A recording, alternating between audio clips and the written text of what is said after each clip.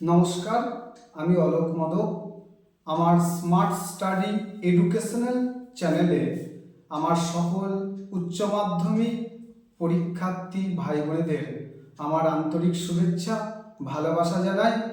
আগামীকাল 2025 শিক্ষাবর্ষের পুরাতন সিলেবাসের শেষ দর্শনের পরীক্ষা। এই পরীক্ষায় আশা করি সকল ছাত্রছাত্রীদের সকলেরই প্রস্তুতি তুঙ্গে। তবু এই সময় কিছু গুরুত্বপূর্ণ প্রশ্ন আমি তোমাদের সামনে তুলে ধরছি, যেগুলো তোমরা দেখে গেলে নিশ্চয়ই উপকার হবে, এবং তোমাদের উপকার হলে আমি নিজেকে ধন্য মনে করব।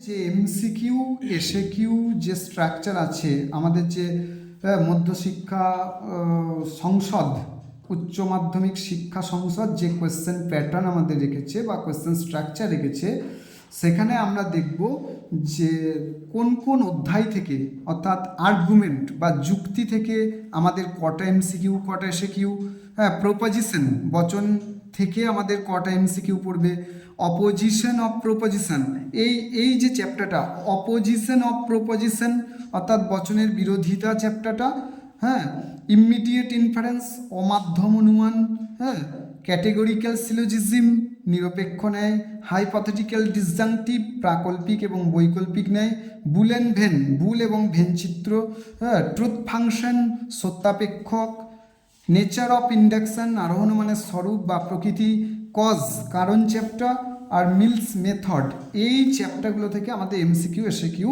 আসছে।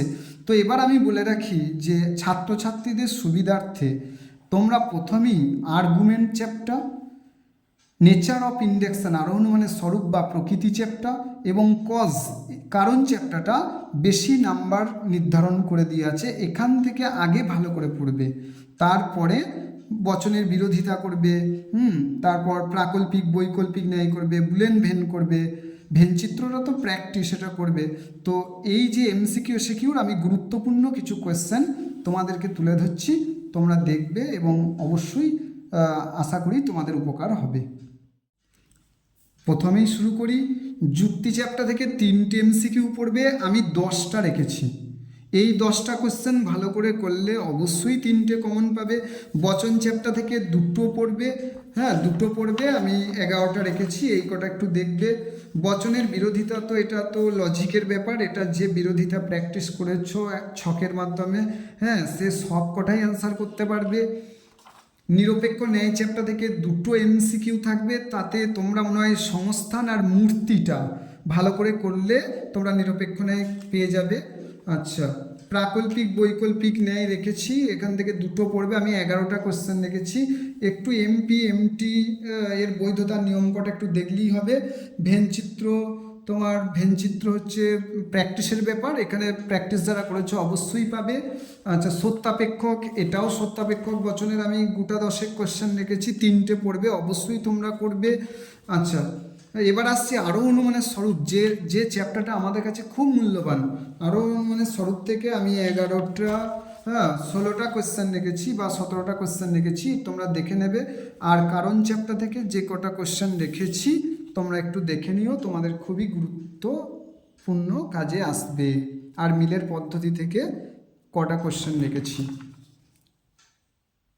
এসএকিউ পড়বে যুক্তি থেকে একটা, যুক্তির বৈধতা বলতে কি বোঝো, যুক্তি কাকে বলে, যুক্তির বস্তুগত সত্যতা, অনুমান, যুক্তির পার্থক্য, মোটামুটি এই কোশ্চেন কটা করলেই তুমি পেয়ে যাবে। এরপর আসি বিরোধিতা চ্যাপ্টার থেকে। বিরোধিতা, বচনের বিরোধিতা চ্যাপ্টারে যেমন বিরোধিতা কাকে বলে, শর্তগুলো করতে হবে, পার্থক্য এবং বেশি গুরুত্বপূর্ণ সত্যমূল্যের নিয়ম, এই দিকটা দেখে যেও। এরপর আসি অমাধ্যম অনুমান চ্যাপ্টার, আমাদের আবর্তন বিবর্তন যে কোশ্চেন কটা দিয়ে আছে, বিবর্তন কাকে বলে, সরল সীমিত আবর্তনের পার্থক্য, বচনে আবর্তনের একটা উদাহরণ দাও, যার আশ্রয় বাক্য সত্য সিদ্ধান্ত মিথ্যা, এই কোশ্চেন কটা একটু দেখে নেবে। আবর্তনের ব্যাপ্যতা সংক্রান্ত নিয়ম, প্রাকল্পিক বৈকল্পিক ন্যায়ের এমপির নিয়মটা, বিকল্প পরিগ্রহণজনিত দোষ কখন ঘটে, এমটির একটা উদাহরণ করবে। প্রাকল্পিক নিরপেক্ষ ন্যায়ের বৈধতা প্রথম নিয়মটি লেখো, অর্থাৎ এমপি নিয়মটা লিখবে। অনুগ স্বীকারজনিত দোষ, এগুলো একটু দেখে যাবে, আমার মনে হয় সবই এসে যাবে।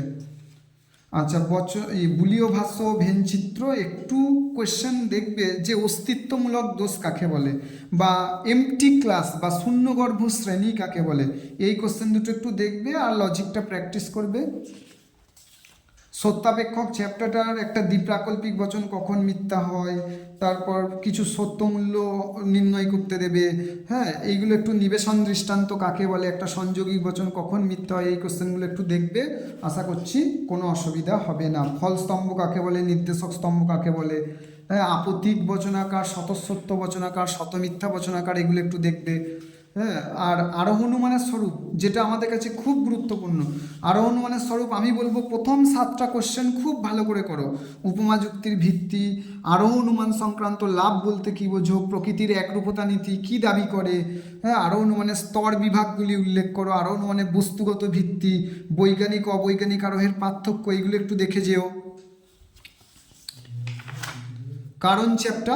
কারণ চ্যাপ্টার তোমরা করবে কি, মিল প্রদত্ত কারণের সংজ্ঞাটি অবশ্যই করবে। পর্যাপ্ত শর্ত কাকে বলে, হ্যাঁ, আবশ্যিক পর্যাপ্ত শর্ত, কারণে একটা দৃষ্টান্ত, বহু কারণবাদ মোস্ট ইম্পর্টেন্ট, বহু কারণবাদের সমস্যা দূর করার একটা উপায়, বুঝছে, এগুলো করবে। কারণ সত্যের মধ্যে পার্থক্য কি, এটা করবে। কারণ সম্পর্কে লৌকিক অভিমত এইখানটা করবে। হ্যাঁ, এগুলো একটু দেখে নিও।